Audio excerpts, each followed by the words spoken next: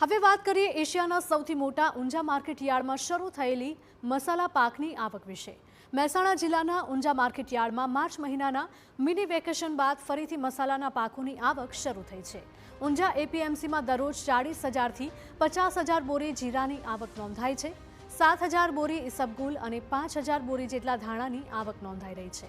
આ ઉપરાંત વરિયાળી, મેથી, રાઈ, અજમા સહિતના મસાલા પાકથી ઊંઝા એપીએમસી ઉભરાઈ રહ્યું છે।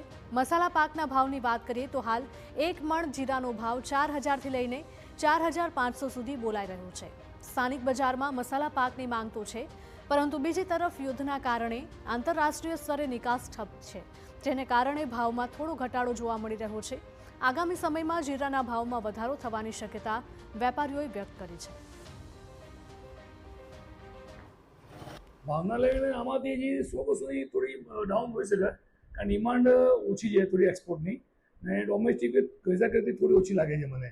એ પ્રમાણે 100-200 રૂપિયાની જે મંદી આવે છે, ને ગલ્ફ કન્ટ્રીનું જે યુદ્ધ બંધ થઈ જાય તો પાછી બજાર 100-200 અપ થઈ જાય, પાછું સારી આવે તો। આની અસર શું જોવા મળી રહી છે?